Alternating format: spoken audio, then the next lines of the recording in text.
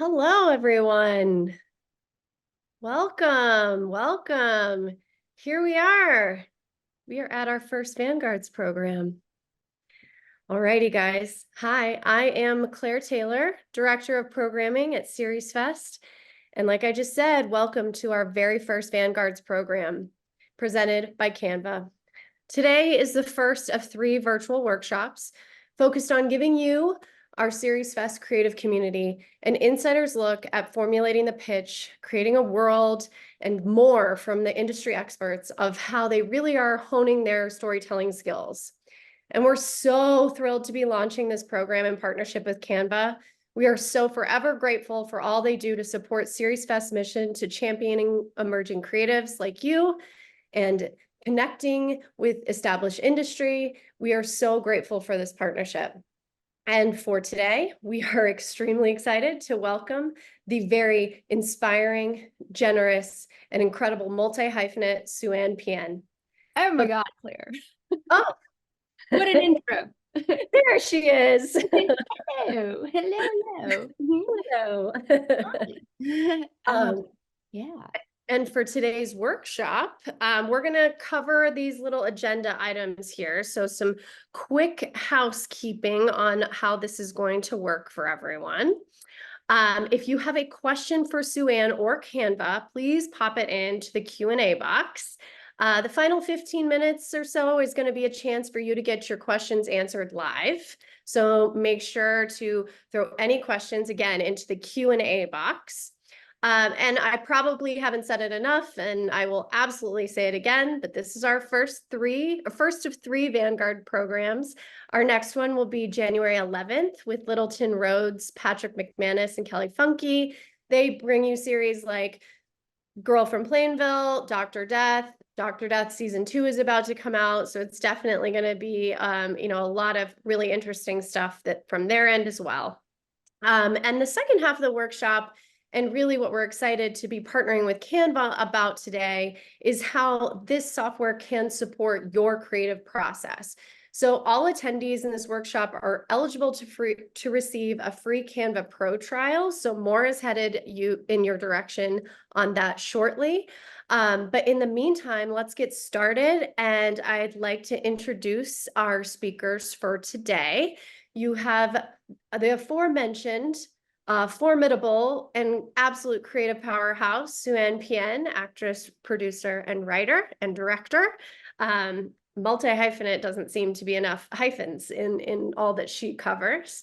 We also have Canva Senior Manager of Global Partnerships, Tasha Dellin will be joining us, and Canva Verified Expert. So this is very unique to the Vanguard's program, is that you're really going to get to see Brenda Cadman do her thing and show some really incredible features that maybe even if you're a budding Canva user like myself, you wouldn't even know that you had access to.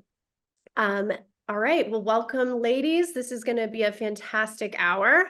And I'm going to toss it to Tasha to give us a little bit more insight on Canva and all that it's doing in the creative process world. And then we will hop into the Vanguard conversation. Awesome. Thank you, Claire. Just checking I'm not on mute. No, I'm not. Great. Hi, everyone. I'm very excited to be here today to chat with you all and kick off this exciting Vanguard program. Thanks for the intro, Claire. I am Tasha. I am dialing in from a sunny Sydney, but don't let my accent fool you. I am from the UK originally, but I live in Sydney now, the head office of where Canva is based. And before I kick into this workshop and give you all a little bit of background into Canva, I'd love to just know on the call people's kind of familiarity with Canva currently, whether you're a beginner and completely brand new, never heard of Canva, versus if you're feeling a bit like you're more of a pro and you're here to get a few more tips. So from a scale of 1 to 5, 1 being more of a beginner, 5 being more of a pro, I'd love it if you could just jump in the chat and let me know where you're at. Awesome. Getting lots of mixes of numbers, some true beginners, Awesome. So after today, hopefully we'll be seeing a lot higher numbers because I'm really keen to have you all leave this session today feeling really empowered to have a little play by yourselves as well. Cool, let's get into it. Let's go the right way. So I'll start by saying that I'm proud that we're female founded and led by Melanie Perkins back in 2013. We actually celebrated our 10-year birthday just back in August this year. And so how did Canva come about? Well, Mel was teaching university students in a city in Australia called Perth. And she was really struggling to see how she was really seeing how people were struggling because there was a real issue with design being complicated and hard. It really felt like it was inaccessible, only really for the professionals, and also just really expensive as well. And so what you were finding is people who were trying to design, you'd have to use multiple programs in order to get your design complete. So from finding a potential template to sourcing your fonts and then going and sourcing your photography, all the way through to publishing and printing your design. And here's just a huge, an example of the many different products and programs that people were using. And so Mel saw a huge opportunity in this. She wanted to take this fragmented ecosystem and bring it into one easy to use, accessible program or platform. Enter Canva.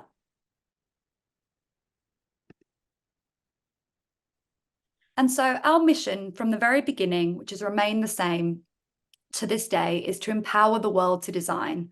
And that's designing anything using any language, any device, and every single person. And that seems to be working well for Canva. It's exactly what we set out to do. And we've got over 300 plus designs being published every second across the world. I'll let you guys just take that in because that's a huge amount of designs published. And you can also see that in this visualization that was created with Canva using Flourish as well. And so what are people designing? Anything and everything from docs to presentations, videos, websites, social media. All of these things make up our visual work suite. And you'll hear a little bit more about this later in our demo too. And we're constantly evolving our product as well. And so earlier this year, we added a little magic into our visual work suite. And what I mean by magic is taking the very best of AI. We could see that this was being more and more popular across a number of different industries, but also very hard to use and inaccessible. And so what we've done is we've taken the very best of that and we've added it into the entire visual work suite.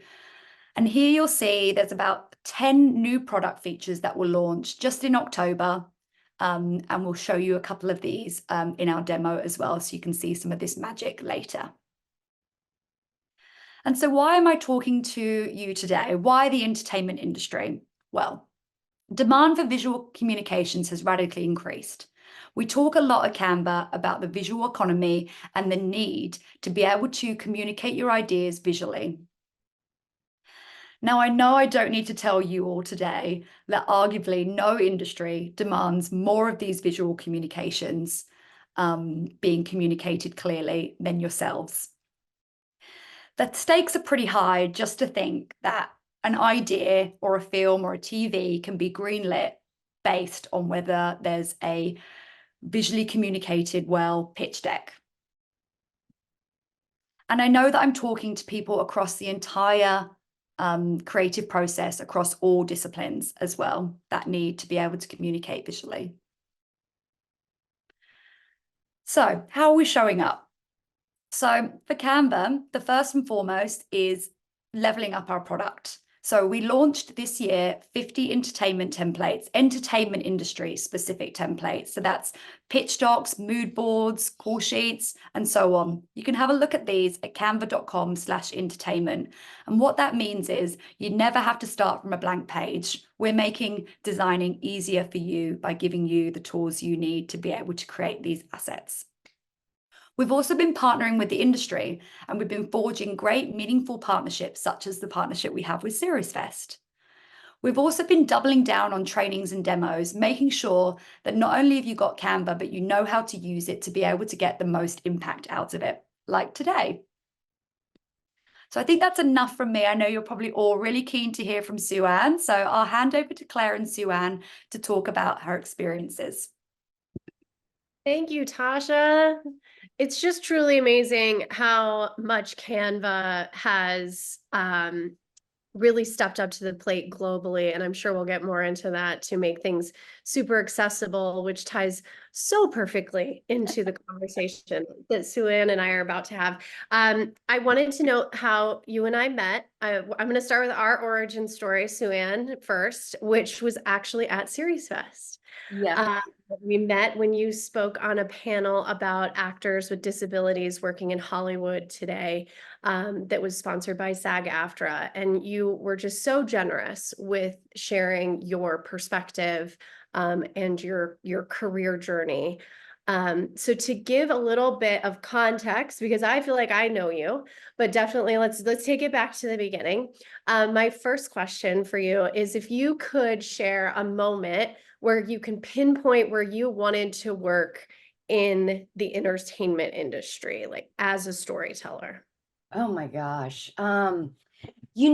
Yeah, when I was younger and I didn't know I wanted to become an actor until I started auditioning, and I realized speaking roles were where all the fun was, because I started with a lot of print jobs and stuff like that.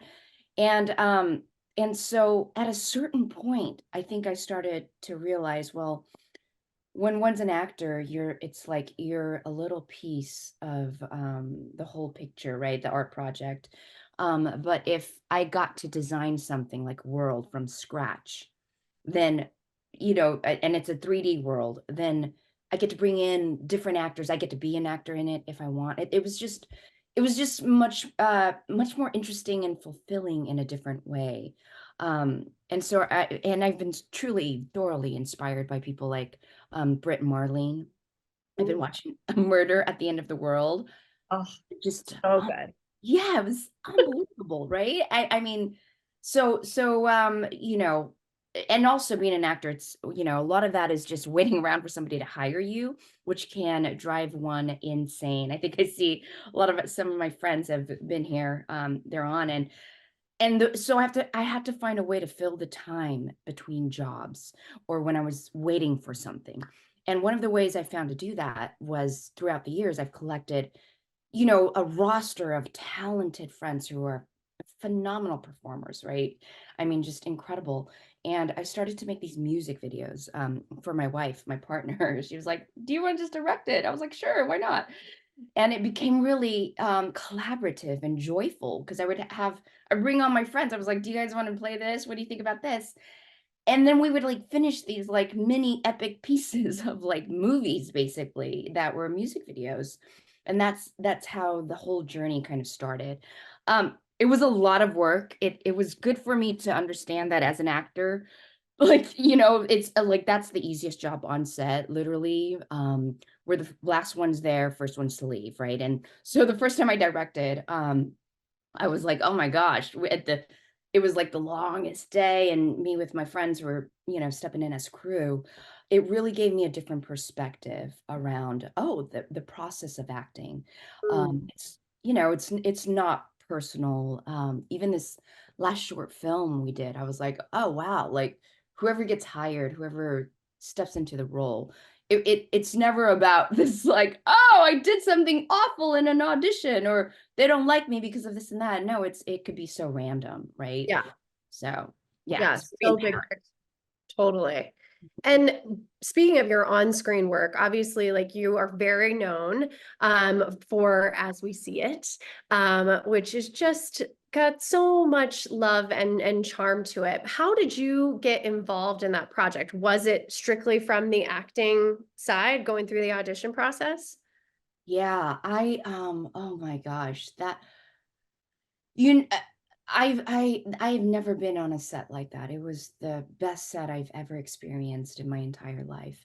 And that's obviously a statement to Jason Katims, our showrunner. It was so personal.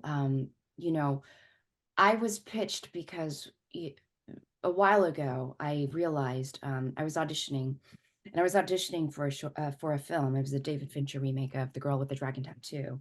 And so when I was flying back from New York City to Los Angeles, I had to read the book. It was for the Miriam Wu character. It was an Asian kickboxing lesbian. And like nobody knew. They were like, we don't know any Asian lesbian actors. And everybody was like, Sue Ann should do this. Sue Ann should do this.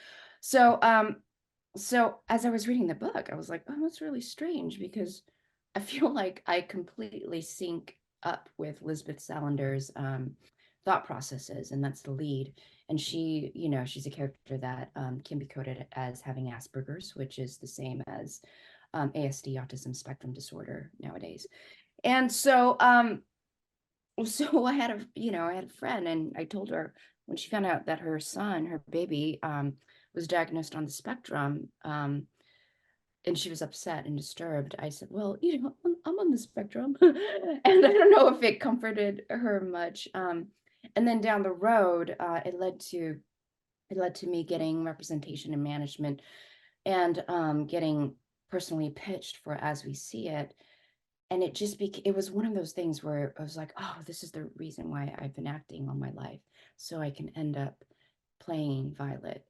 And it was just so magical and perfect. And I don't know if I hope the actors out there get to experience something like that, because so much of that, like 20 years of training for a role that was like, I was born to play this person. There is no other way to explain I was born to be on set with these people.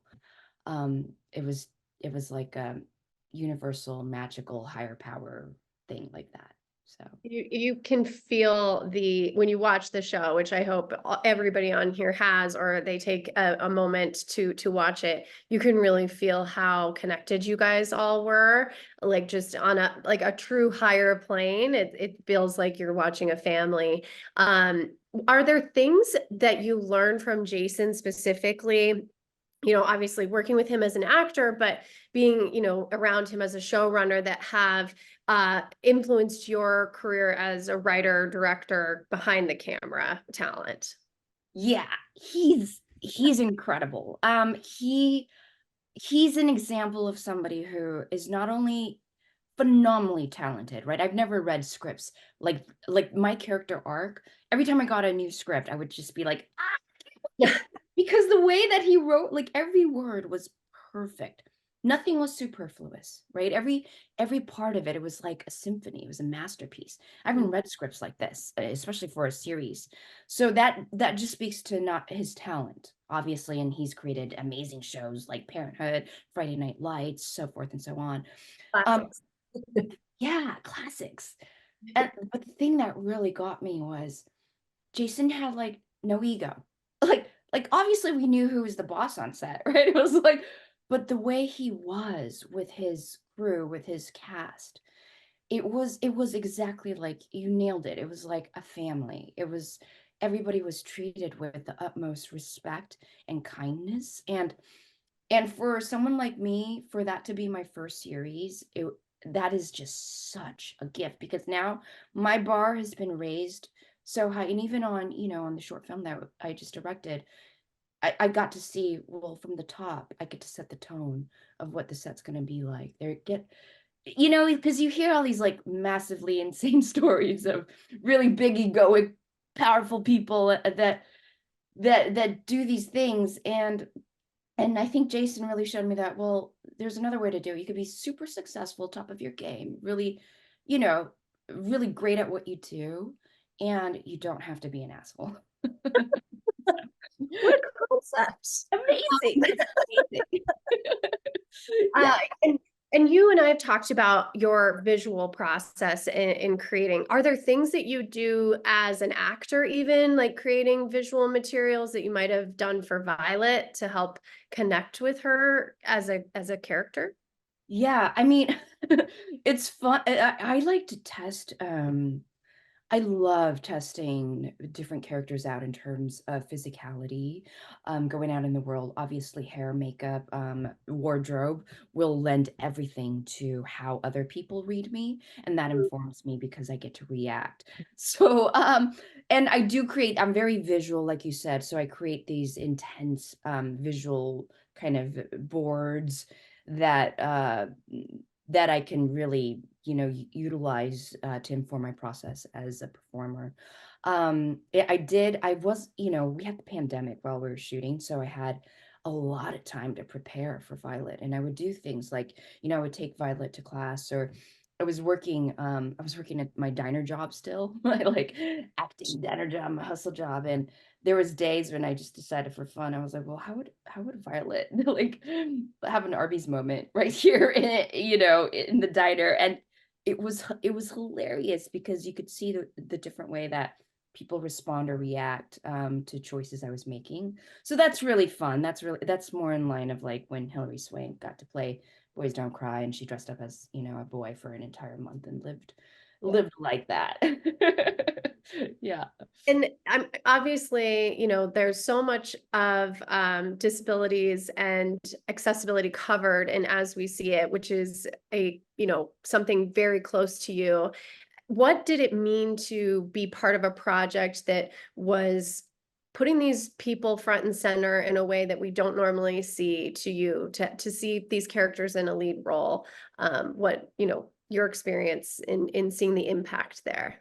Yeah, I mean, I think for me personally, because I think, my dad probably most likely on the spectrum. He was an aerospace engineer, but he also was very awkward socially.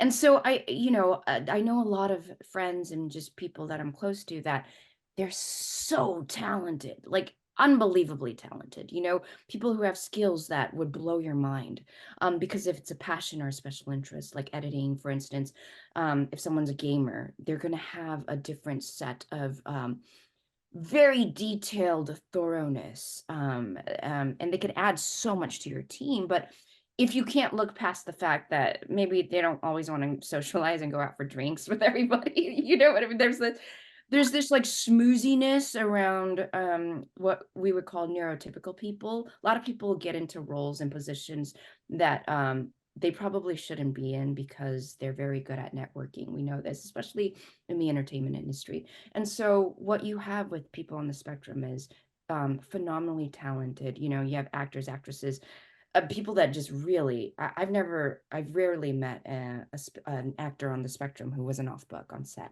And I can't say the same for for neurotypical actors and actresses, or who like shows up late or just decides they're not going to go to work. The work ethic of people on the spectrum is another level. It's unbelievable. And the level of no drama that they bring to what they do, because it really is about what's the project, what's my role, let's do the role and do the job. Like I got to work with people like Tal Anderson, who I adore. She was on As We See It.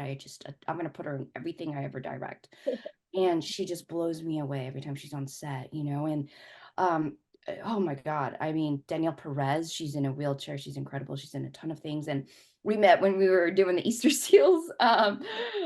We presented, and she is such a funny, phenomenal actress. But I purposefully put her in a role where you don't even see she's in a wheelchair, because that doesn't matter. I think the person needs to come before the disability, or the neurodiversity or whatnot, and that's just another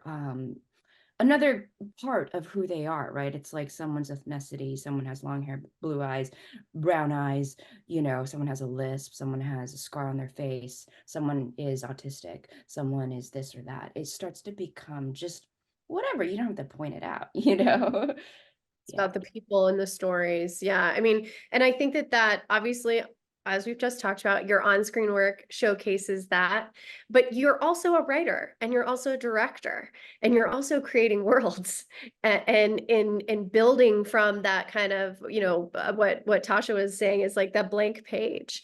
So can you talk about your creative process as, writer, director, producer? Yeah. Like, when I started to create just from scratch these incredible worlds for my wife Cynthia Catania's music videos. That's when it was like, what? You're gonna give me free power and creative reign to do whatever I want?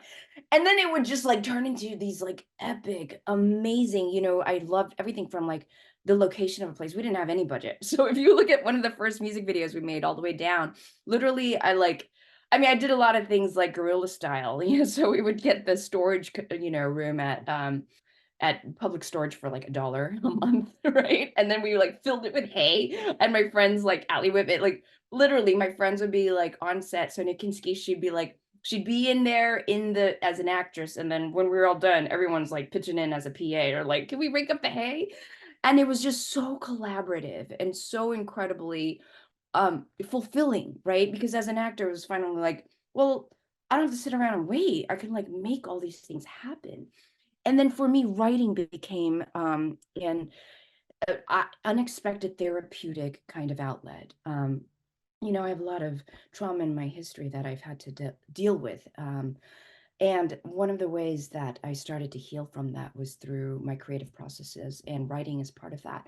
I've been in Kathy Kadam's Saved by a Story for quite a few years, and that's Jason's wife. She runs a nonprofit, and it really empowers people to write without any critical voice stopping us, right? So that opened up a lot of doors. I also wrote, sexual molestation and childhood sexual abuse is part of my story. And it's a bit hard to talk about and get into, but I had a friend help me write a memoir, and she had gone through the same thing, Kim O'Hara. And it was just so freeing to be able to finally say what happened to me and not think about, well, I was told not to say anything about this ever in my life. I can't talk about this, what happened. And really explore the psychology from a different place of like, wow, I had no idea that these traumas are still in me. And if I use the creative writing, acting process, it's very empowering. Yeah. Yeah, it's amazing. So you have an idea and you're processing it in the written word. What is the next step? Are you building visuals? How are you building visuals? I think so many people that come to SeriesFest are like, I have an idea, but I don't know how to express that outside of just writing it on a page. And there is a visual pitch that needs to start to happen when you start to build your community, like you were describing, getting all these people in your world to buy in on your idea. So how are you kind of taking it off the page, but not quite yet on the camera, if that makes sense? Yeah, no, absolutely. Like I said, because I'm so visual, the visual process usually comes first, and I design a mood board. I just a storyboard, something that I can just start throwing. This is what it should look like. This is how it should feel. A lot of my music videos, I have just once more like Rayman had a board.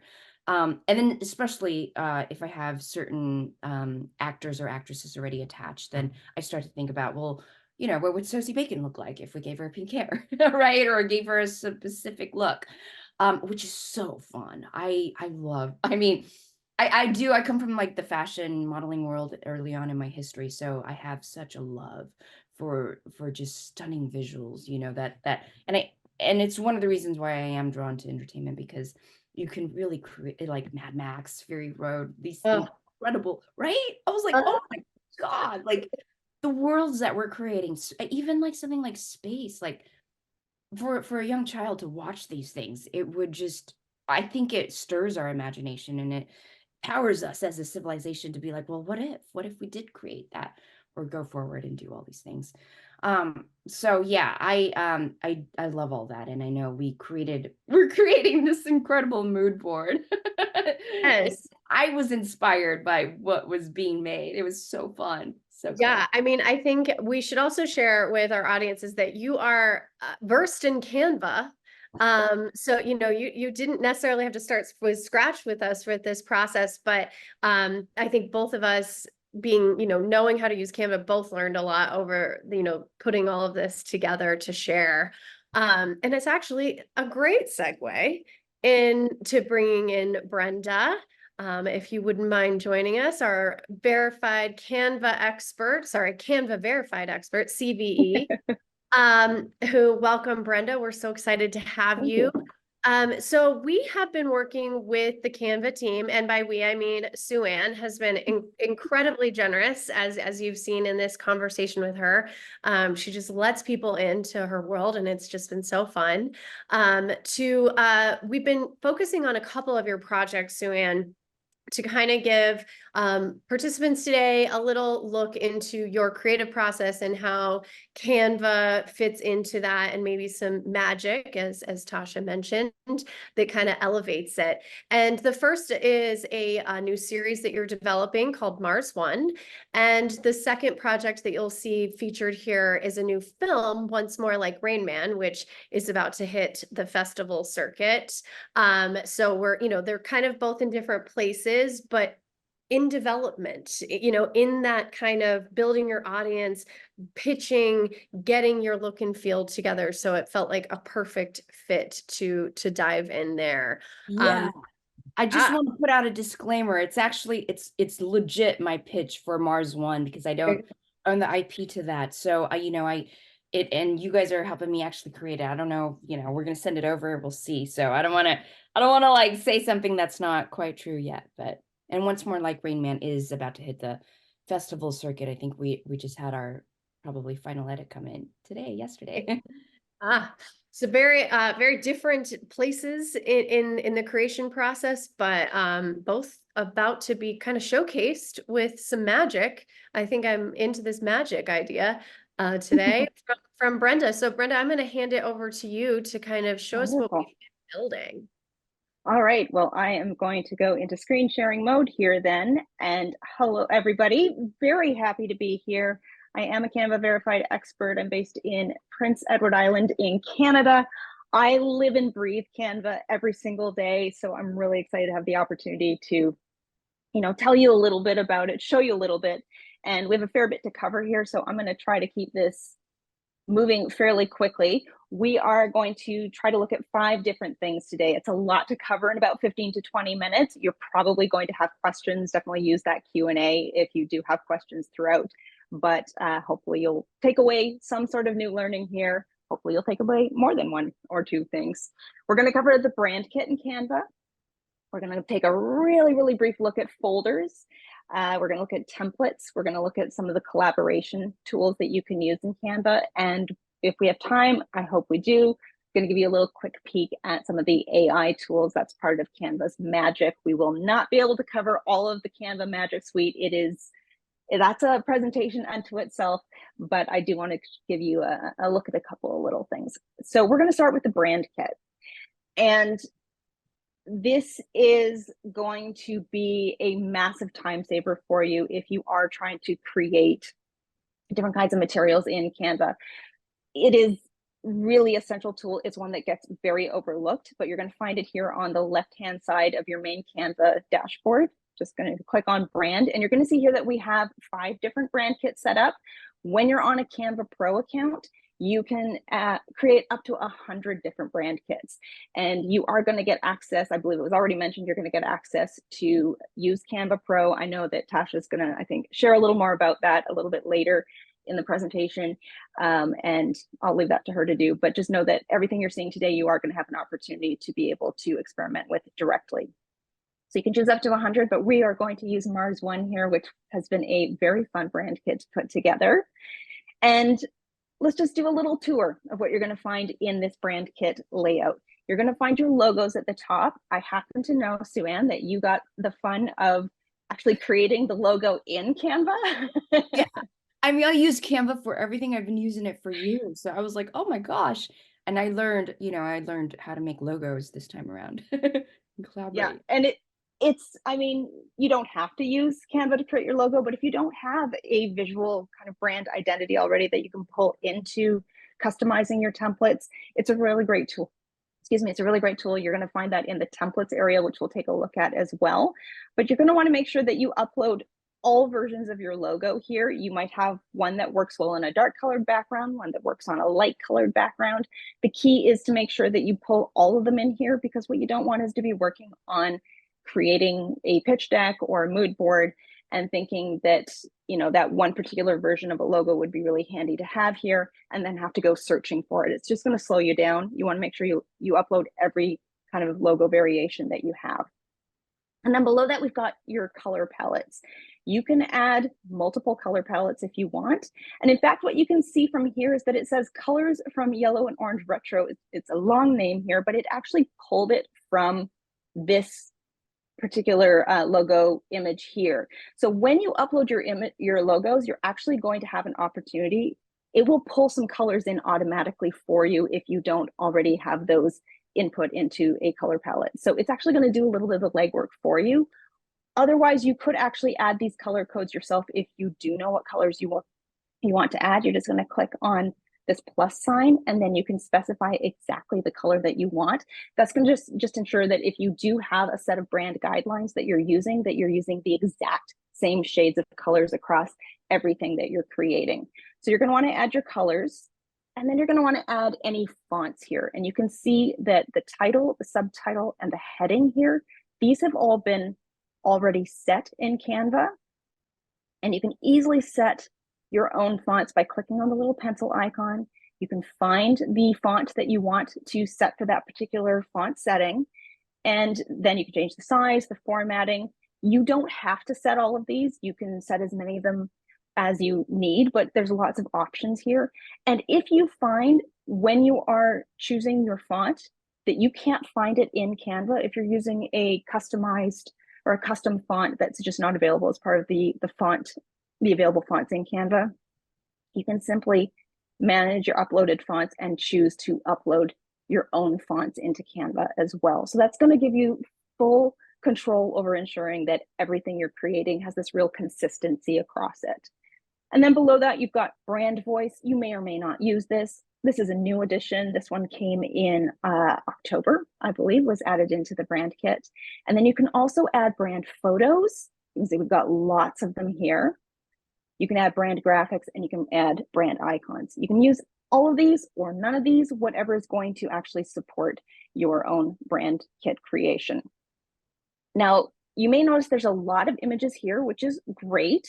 But if you have a ton of images, you may find that this actually gets really overwhelming to find what you're looking for. And that's a really great kind of a transition into the folders area of Canva, which you're going to be able to access through projects here on the left-hand side.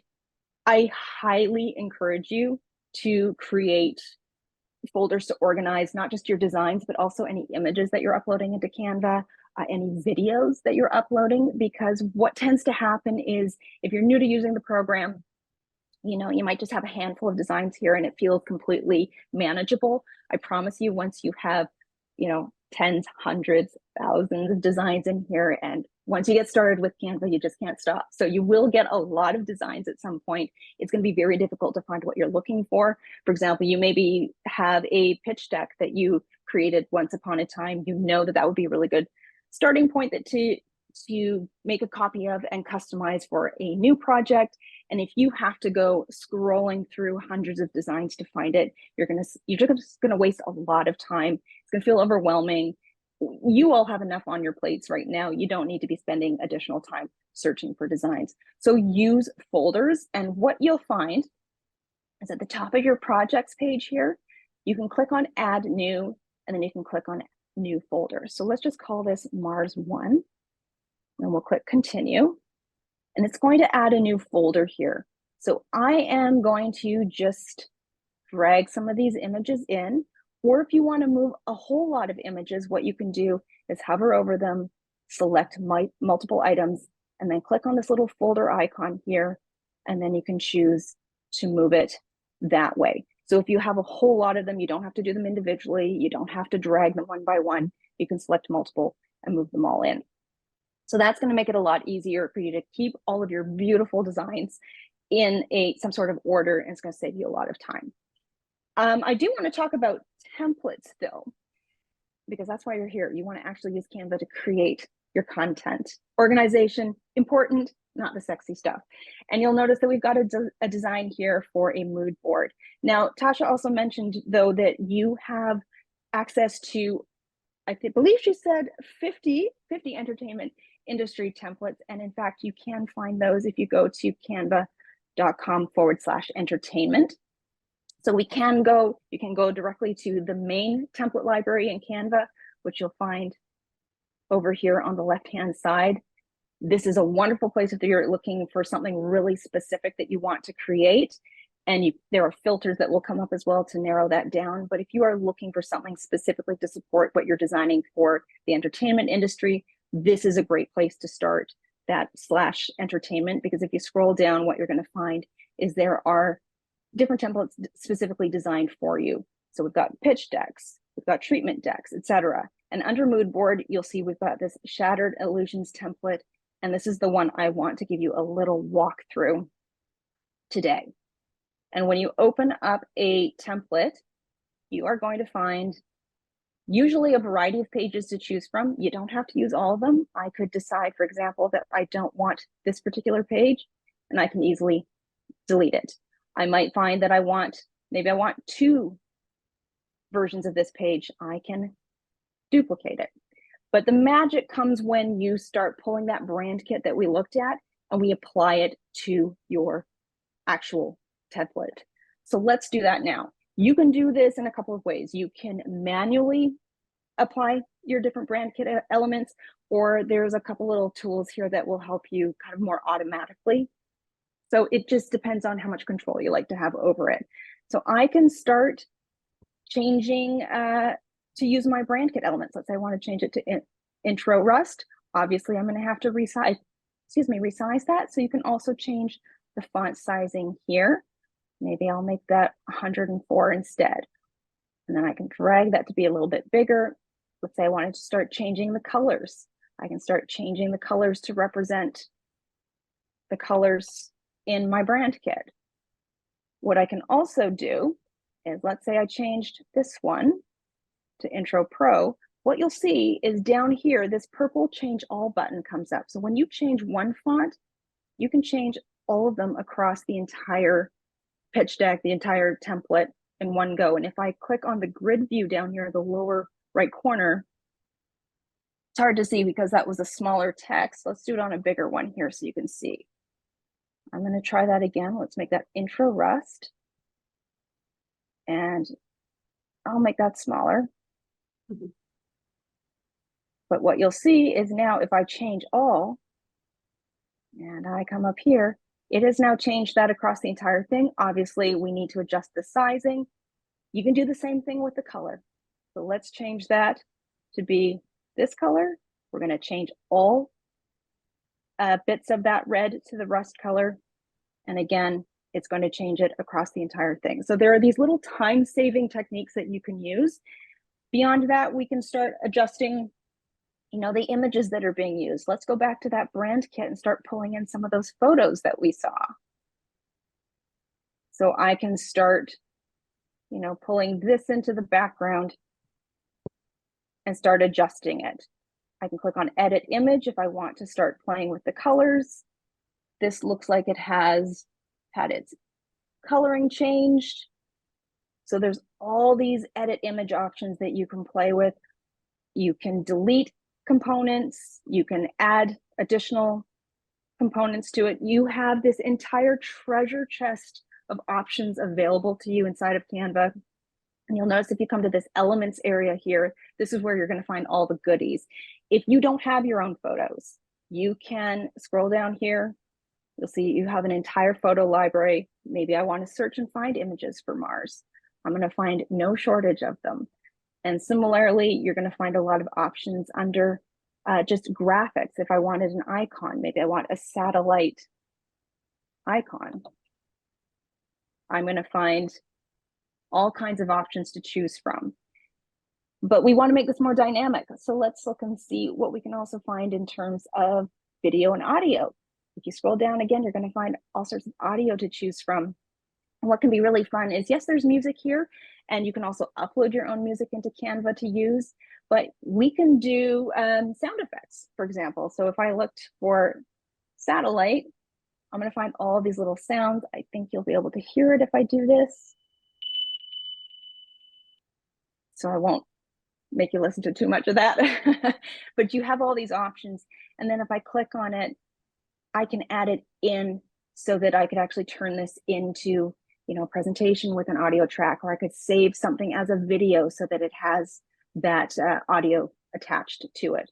Or if I decide I don't want it, I can just delete it. So you have a lot of these options available. I know, Sue Ann, this was something that you were kind of intrigued with, that you hadn't realized that the stock library was quite so versatile in terms of what's available to integrate into design projects. Yeah, no, I mean, I learned so much just building this stuff with all of you guys in Canva and SeriesFest. It was so fun, especially the collaboration and there's a lot of stock videos and imagery that, So many. yeah. I mean, even the sound effects, I was like, oh my God, that's perfect. And soundtracks. It's so useful and it's so easy. It's so easy, and there's so much available to you. And I think the point to take away from this is that if you have your own visual assets to integrate into your design projects, wonderful, do that. It's going to make sure that it's really highly unique. But if you feel like you're lacking a little bit in that area, you have a lot available to you here. It's not just a handful of images to choose from. If you search on it, chances are you're going to be able to find something. And if you can't find it, we're going to look at text to image in a couple of minutes. So you can actually create images using AI, so you can get something really, really specific in order to make sure that it is, you know, visually capturing what you're trying to put down in words. So definitely recommend, if you haven't you know, kind of explored through these elements, there's probably more here that you never realized. And definitely experiment with it, but also don't just use it because it's there. Use it if it's actually going to support the message, the idea that you're trying to get across. You don't want to just add a lot of stuff here just for the sake of it. And then once you've got all this customization done, once you've done the colors and you've changed, you know, background colors, you've changed images, you've highly personalized it, what you're going to find is you can go from the initial template and then you can turn it into this beautiful piece of art, which I will allow you to bask in for a moment. So this is that template. And this is, you know, pulling in the logos and the images and the color palette. And it looks really custom. It really supports the branding of the project. And you would never know that you started with just a regular template. So you don't have to feel like you have to start from a blank page. If you enjoy doing that, wonderful, go for it. I'm not here to, you know, curb your creativity. But if you're feeling like it's difficult to get started, this is a wonderful place to go with. And then just really quickly, I'm going to show you, if you want to pull somebody in here and get their input on it, I could easily comment and ask, what do you think, Tasha? And I could assign it to her. And then I can sign it to her and she can come back and give me my feedback on it. Do we have a couple of minutes really quickly to look at the AI features? I'm going to pull it up. All right. Cool. Wonderful. Background remover. If you haven't seen this yet, it's been around for a while, but it's kind of technically been incorporated into the Magic suite now. You just need to click on the image, and if you click on Edit Photo, you'll see this Magic Studio set of options come up here. And if I click on background remover, it's working really quickly right now because I did this earlier, I tested it, but you'll see that it will usually do a pretty good job now of removing whatever's in the foreground from the background. So that can be really, really useful. And then Magic Expand, let's say you're in a position where you're creating, you know, some sort of design and the image that you have does not naturally fill the space. Now, yes, I could resize this in order to fill this space, absolutely. But what if you're not able to do that easily? What you can do is select it, click on Edit Photo, and choose this new Magic Expand option. And then you can select a size. Usually you're just going to go to whole page, and then you can Magic Expand it. And because I know that's going to take a little bit of time, I did one earlier, and you can see how it just expanded stuff at the top and it filled in what it thought could be at the bottom. And that way, you see here a few more options are coming up, just a couple of versions. It sometimes gets it really right, and sometimes it gets it really wrong. These ones are not so bad, but it's very interesting to see what it can come up with. If you have an image that has a lot of hands or people in it, that's where you might run into some issues, because I've seen some very strange results come up, but that's AI for you in general. But if you're doing any sort of scenery, it's very, very effective. And then text to image, I talked about the fact that if you can't find what you're looking for in the Canva stock image library, that sometimes you might want to create one for yourself. So let's say I wanted to go to AI image generator. You can see I've got some options here. I just searched on Land Rover, and these, or not Land Rover, Rover on Mars. That's what I searched on. And it came up with these various options, and you'll be able to create something. I also searched on astronaut in pink tutu. So, I mean, get creative. You never know what you're going to be able to come up with. Sue Ann, I give you my blessing to use this in your Mars one. I love it. It's amazing. We'll see if that ends up being helpful to you. And then if we pop back over here, we can also see that Tasha responded to it. So this is a really effective way for collaborating with other team members if you're putting together some sort of design and you want to be able to get feedback actually on the design itself. So I think I'll wrap it up there, but if there are questions, I will be around. There was one, and again, reminder, throw your questions into the Q&A, please, for both Sue Ann and for Brenda, our lovely CVE. One quick thing that came in is, could you look, I think you're already on this mood board, and maybe just kind of scroll through in this larger view, the way that we were seeing, I think those slides looked itty bitty, and people were just. Absolutely. So look at how pretty that is. And what this is inspired the hat, you know, like Sue Ann put her hat on for a reason, and it was Girls on Mars in space. Yeah. I'll just jump in here as well. I just think it's awesome that if you look at the original template that we showed, obviously this looks so different now, and it just really transformed it into Sue Ann's vision, using those features, which saved so much time. So hopefully if you've got lots of great projects out there with distinctive look and feel, you can take any of these templates and really make it your own. So hopefully these are some hot tips for you to go away with as well. Yeah. Thank you. Yeah, I've literally used real pitches using Canva's designs. It's amazing. It is so much, it's just so beautiful and so much easier. So thank you. I feel like the Sue Ann and I both had like the same reaction of one of the magic features. We were like, what? We don't have to change the font on every single slide? Yeah. Changer. I've been doing, I know, that's what I mean. I'm like learning, because I will go in and I was like, oh, you know, like when you edit, you just learn your own words. Like, that's so much easier. Didn't know. Yeah. There are a couple of questions I want to jump into that came in through the Q&A. And first up is a question from Sean Dawes for Sue Ann, and he's asking, reflecting on diverse abilities, where do you see the film and TV industry heading in collaboration with new technologies, Sue Ann, i.e. virtual production, immersive, and gaming, and it working with the diverse abilities and neurodiversity? You know, that's a really cool question. I don't know if you're familiar with like Exceptional Minds.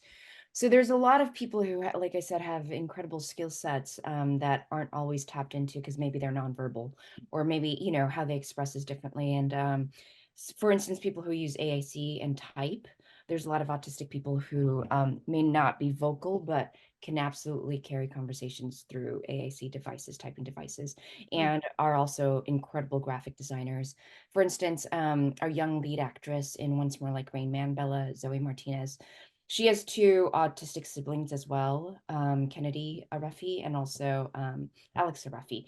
And if you see the animations these kids design, it's unbelievable. I've never seen anything like this. It's like, it is quality that is, because the level of detail, I mean, it's what they're doing like 12, 15 hours a day, probably, right? Just designing these animations. And it's an untapped resource that can employ, you know, part of why I made that short film is because, you know, Jason Katims had this statistic that 85% of autistic people are underemployed, unemployed.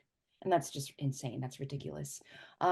And so this was a proof of concept. You know, we have a ton of people on the spectrum in front of and behind the camera, lending various abilities and what they're good at. So to answer that question, I think AI, motion graphics, video games, stuff like that, that goes hand in hand with a lot of diverse abilities, especially for people on the spectrum. You know, I remember my dad was an aerospace engineer and he's so good at computer stuff, right? It's like, that was his jam. He couldn't wait to like be in a computer room for 16 hours a day nonstop. You know, he had the newest Apple computers. And yeah, and you know, I Sure. think Marvel already did that. Marvel employed a lot of people on the spectrum to do graphic designs, which is really cool. So. Yeah, yeah. Another question for you, Sue Ann, from Maureen Maloney. Have you experienced any drawbacks in revealing that you are neurodiverse when you're kind of navigating the entertainment industry? Don't want Oh, to get too negative, but you know, I'm sure you've experienced. yes. I mean, I wasn't even aware. I've been acting for over 20 years professionally. You know, I was Taft Harley in 2004. So I had no idea what I was dealing with was Asperger's until, you know, 2011-ish or so when I auditioned for the Fincher film. And you have to look at this, you know, I've been nominated for a Spirit Award, Gotham Awards, just the amount of press, People's Magazine. So, and it's not what I thought it was. It was like, oh, there's a stigma. There's an entire stigma around the autism label. And for whatever reason, I'm now in that not employed category just by virtue of people thinking that this is someone on the spectrum. We don't want them. Right. So there's a lot of I've been lucky that the casting directors who've known me throughout the years have hired me, you know, Jody Sonnenberg, shout out.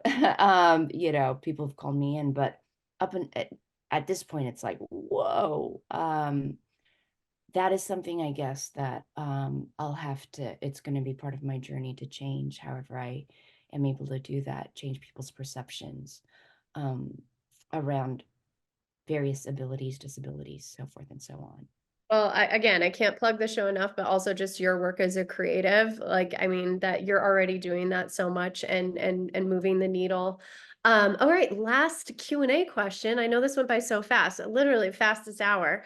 But so Sue Ann, how much pitching are you doing in person versus virtually using your pitch deck? And does it change the process with what you put in your pitch deck? And this is a question from Tina Woods. Thank you, Tina. Yeah. I haven't done too many in-person pitches.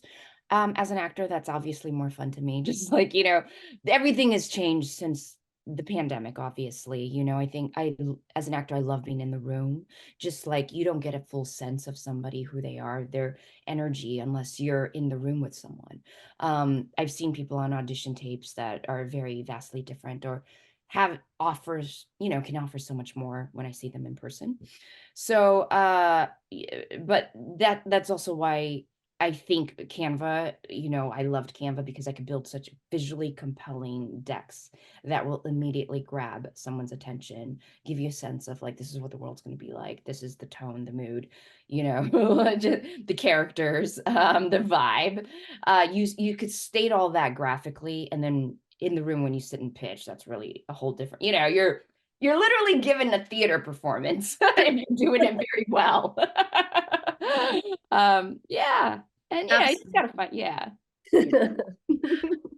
Well, we can't thank you enough, Sue Ann, for diving into this process with your generous spirit and sharing all of your creative, you know, just vibes. We just use the word vibe, so maybe why that's top of mind. But you're just so impeccably, you know, inspiring. You just know how to get at us, and we love watching your creative journey. And we want to, of course, mention that we've got more Vanguards coming up. Littleton Road will be joining us January 11th, so registration is open now. And also in January will be David Diggs and Rafael Casal. And we're going to be digging into their creative careers and hitting some of these magic features that we didn't get to in 1 hour of wonderful time with Sue Ann. And thank you to Canva. You'll see here on the slide, we have a quick QR code for audiences to scan so we can get some feedback and make sure that we're rising to the occasion of what your creative needs are. And you'll also see another QR code pop up shortly with some information on how to use these resources that Brenda.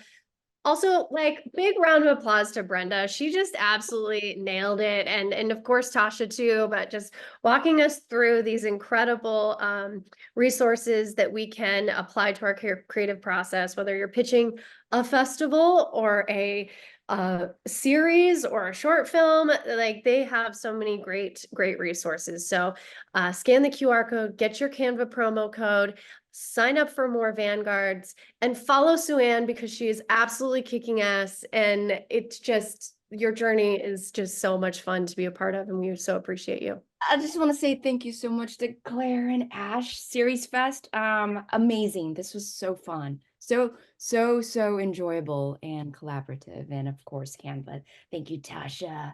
Thank you, Kate. Thanks, everybody. And Brenda. Incredible. I learned so much. Thank you.